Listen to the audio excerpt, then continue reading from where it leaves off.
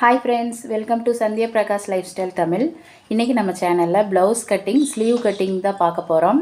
அதுக்கப்புறமா lining blouse main கிளாத்தில் எப்படி லைனிங் கிளாத் போட்டு கட் பண்ணுறது அப்படின்றதையும் பார்க்க போகிறோம்.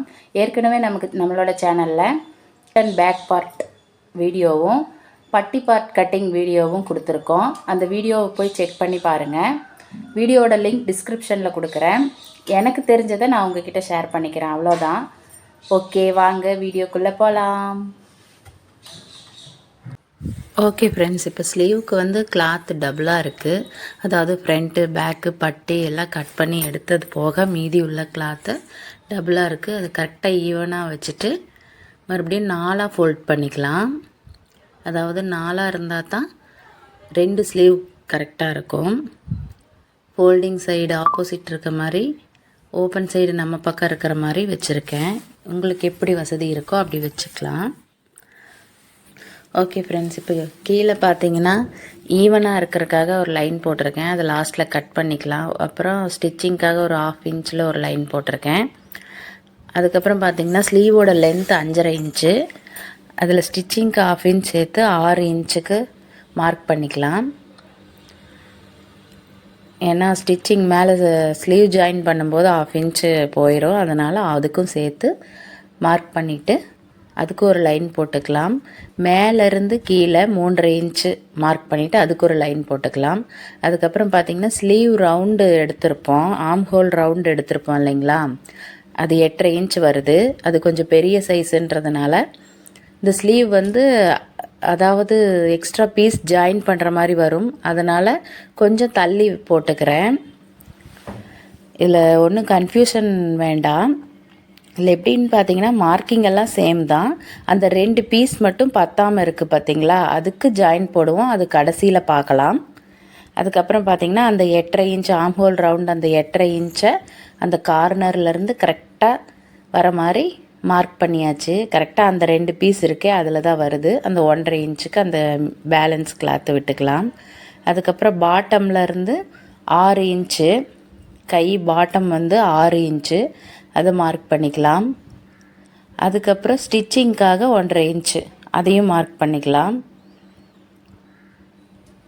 Bottom 6 inch. அதுக்கப்புறம் ஸ்டிச் பண்ணுவோம் இல்லையா, எக்ஸ்ட்ரா கிளாத் விடுவோம் இல்லைங்களா, அதுக்கு 1.5 இன்ச்சு, அதையும் மார்க் பண்ணிக்கலாம். ஓகே, அதுக்கப்புறம் ஸ்லீவ் அதெல்லாம் இணைச்சிக்கலாம். அந்த 8.5 இன்ச்சு மார்க் பண்ணாங்க இல்லைங்களா, அதுவும் அந்த பாட்டம் 6 இன்ச்சு எல்லாம் லைன் போட்டுக்கலாம். அதுக்கப்புறம் மேலே அந்த கார்னர் அந்த 8.5 இன்ச்சும் அந்த கார்னரும் லைன் போட்டுக்கலாம். அதுக்கப்புறம் பார்த்திங்கன்னா மேலே 1.5 இன்ச்சுக்கு ஒரு மார்க்கு, 3 இன்ச்சுக்கு ஒரு மார்க் பண்ணிக்கலாம். அந்த 3 இன்ச் மார்க்லேருந்து கீழே 3/4 இன்ச்சுக்கு ஒரு மார்க் பண்ணிக்கலாம். அந்த 3/4 இன்ச்சிலேருந்து அந்த 1.5 இன்ச்சுக்கு அப்படியே வளைவாக கொண்டு போய் ஜாயின் பண்ணிடணும். ஓகே, அப்புறம் கீழேருந்து அந்த 3/4 இன்ச் அந்த வளைவில் கொண்டு ஜாயின் பண்ணிட்டோம்னா ஸ்லீவ் மார்க்கிங் ரெடி. இப்படி மார்க் பண்ணி போட்டால் கொஞ்சம் ஈஸியாக வரும். அதனால தான் இப்படி மார்க் பண்ணியிருக்கேன். ஓகே, இப்போ ஸ்லீவ் மார்க்கிங் ரெடி. அதுக்கப்புறம் எக்ஸ்ட்ரா குடஞ்சி கட் பண்ணுவோம் இல்லைங்களா, அது ஸ்லீவ் ஜாயின் போடுறதுனால ஜாயின் பண்ணிவிட்டு அதுக்கப்புறம் தான் கட் பண்ணணும். ஓகே, இந்த மார்க்கிங் கட் பண்ணிக்கலாம். ஸ்லீவ் கட் பண்ணியாச்சு. சென்டர் பாயிண்ட்டும் கட் பண்ணிக்கலாம். அந்த இடத்துல ஜாயிண்ட் இருக்கும் இல்லைங்களா, அதையும் கட் பண்ணி விட்டுக்கலாம். கரெக்டாக ஸ்லீவ் மார்க்கிங் அந்த எக்ஸ்ட்ரா கிளாத்து எல்லாம் கரெக்டாக விட்டு கட் பண்ணி எடுத்துக்கலாம். ஓகே, ஸ்லீவ் ரெடி ஆயிடுச்சு. இப்போ எக்ஸ்ட்ரா கிளாத் கொடுக்கணும் இல்லைங்களா, அதுக்கு பார்த்திங்கன்னா ஒரு 1/2 இன்ச்சு மார்க் பண்ணிவிட்டு, எதுக்குன்னு பார்த்திங்கன்னா அது ஸ்டிச்சிங்க்காக மார்க் பண்ணிவிட்டு அந்த ஸ்லீவ் கிளாத்தை எடுத்து அப்படியே வைக்க போகிறோம். அதாவது அந்த 1/2 இன்ச் விட்டுட்டு அதுக்கு மேலே கிளாத் இல்லாமல் இருக்குது பார்த்தீங்களா, அதை அப்படியே வைக்க போகிறோம். கீழே இருக்கிற பீஸ்க்கு கிளாத் இருக்குது, அதை அப்படியே மார்க் பண்ண போகிறோம். அவ்வளோதான், வேறு ஒன்றுமே கிடையாது. ரொம்ப ஈஸி மெத்தடு தான். இப்போ அதை அப்படியே மார்க் பண்ணிவிட்டு அந்த எக்ஸ்ட்ரா கீழே இருக்கிற பீஸில் பார்த்திங்கன்னா பீஸ் கரெக்டாக இருக்கும். மேலே இருக்கிற அந்த 2 பீஸில் மட்டும்தான் கிளாத் பத்தாது. அது பெரிய சைஸ் ப்ளவுஸ்னால் மட்டும்தான் இந்த ப்ராப்ளம் வரும் உங்களுக்கு. மற்றபடி எல்லா ப்ளவுஸ்க்கெல்லாம் இந்த ப்ராப்ளம் வராது. எல்லா ப்ளவுஸும் அப்படியே சேமாக வச்சு அப்படியே நீங்கள் மார்க் பண்ணிக்கலாம். பத்தாத சமயத்தில் மட்டும்தான் இப்படி எக்ஸ்ட்ரா பீஸ் கொடுக்குற மாதிரி வரும். ஓகே, அதுக்கு லைன் போட்டுட்டு அந்த பீஸை கட் பண்ணி எடுத்துக்கலாம். இப்போ அந்த கட் பண்ண அந்த பீஸு எப்படி ஜாயின் பண்ணணும் அப்படின்னு பார்த்தீங்கன்னா, அது இப்போவே கரெக்டாக அந்த மேலே பீஸ் பத்தாமல் இருக்குது பார்த்தீங்களா, அந்த 2 பீஸு, அதுக்கு அடியில் ஒரு பீஸும் மேலே ஒரு பீஸும் வச்சு பின் போட்டு வச்சுக்கோங்க. அப்போ தான் ஸ்டிச் பண்ணும்போது ஈஸியாக இருக்கும். ஓகே ஃப்ரெண்ட்ஸ், இப்போ மெயின் கிளாத்தில் லைனிங் போட்டு எப்படி கட் பண்ணுறது அப்படின்றத பார்க்கலாம். இப்போ பார்த்தீங்கன்னா மெயின் கிளாத் நல்லா 1 மீட்டர் இருக்குது. அது அப்படியே ஃபோல்டிங்லேயே வச்சுருந்ததுனால அங்கங்கே ஃபோல்டாகி நிற்கிது. அதை தான் கரெக்ட் பண்ணிகிட்ருக்கேன். இப்போ பார்த்தீங்கன்னா அந்த ஓப்பன் சைடு ஆப்போசிட்டில் இருக்கிற மாதிரி, ஃபோல்டிங் சைடு நம்ம சைடு இருக்கிற மாதிரி போட்டுக்கணும் மெயின் கிளாத்தை. அது கரைப்பகுதி வந்து ஆப்போசிட்டில் வர மாதிரி தான் எப்போவுமே வைப்போம். இப்போ ஏன் கரைப்பகுதி கீழே இருக்க மாதிரி வச்சுருக்கேன்னு பார்த்தீங்கன்னா, அந்த டிசைனுக்காக தான். அந்த டிசைன் வந்து குறுக்க அந்த ஃப்ளவர் டிசைன் வர மாதிரி இருந்துச்சு. அதனால் கரைப்பகுதி கீழே இருக்கிற மாதிரி இப்படி நேராக வர மாதிரி ஃப்ளவர் டிசைன் நேராக வர மாதிரி ஃபோல்ட் பண்ணியிருக்கேன். அப்படியுமே இதில் ஒரு மிஸ்டேக் பண்ணியிருக்கேன் அந்த ஃபோல்டிங்கில். அது என்னன்னு தெரிஞ்சவங்க கமெண்ட்டில் சொல்லுங்கள். இந்த வீடியோ எண்டிங்கில் நான் என்ன மிஸ்டேக் பண்ணேன்றதை சொல்கிறேன்.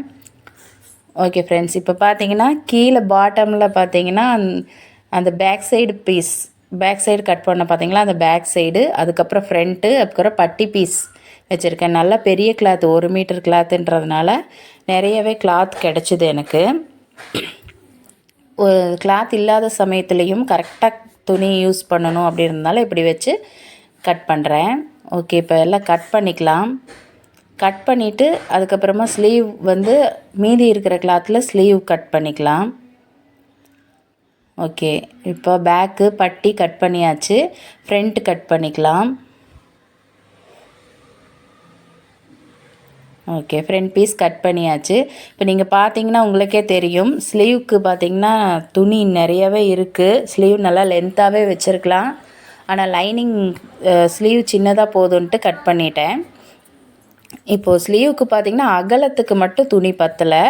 அது ஜாயின் போடுற மாதிரி வரும். ஏற்கனவே நான் சொன்ன மாதிரி ஜாயின் போடுற மாதிரி வரும். அதனால் ஸ்லீவ் கட் பண்ணிவிட்டு அந்த எக்ஸ்ட்ரா ஜாயின் பண்ணுறக்கும் அந்த பீஸ் கட் பண்ணிக்கலாம். ஓகே, இதில் என்ன மிஸ்டேக் பண்ணேன்னு பார்த்தீங்களா, அந்த பூ வந்து அந்த மாங்காய் டிசைன் மாதிரி இருக்குது பாருங்கள், அது வந்து தலைகீழ வர மாதிரி வச்சு கட் பண்ணிட்டேன். இது எத்தனை பேர் இதெல்லாம் கண்டுபிடிச்சிங்க அப்படின்றத மறக்காமல் கமெண்ட்டில் சொல்லுங்கள். இந்த வீடியோ யூஸ்ஃபுல்லாக இருந்தால் ஒரு லைக் பண்ணுங்கள். ஓகே ஃப்ரெண்ட்ஸ், மறக்காமல் எல்லா வீடியோஸும் விசிட் பண்ணி பாருங்கள். நம்ம சேனலில் காமெடி ஷார்ட்ஸ் வீடியோஸில் பார்த்தீங்கன்னா காமெடி வீடியோஸும் போட்டுட்ருக்கோம். மறக்காமல் விசிட் பண்ணி பார்த்துட்டு நம்ம சேனலுக்கு மறக்காமல் சப்ஸ்கிரைப் பண்ணி சப்போர்ட் பண்ணுங்கள் ஃப்ரெண்ட்ஸ். ஓகே, இந்த வீடியோ யூஸ்ஃபுல்லாக இருந்தால் மறக்காமல் கமெண்ட்டில் சொல்லுங்கள். ஓகே, தேங்க்ஸ் ஃபார் வாட்சிங்.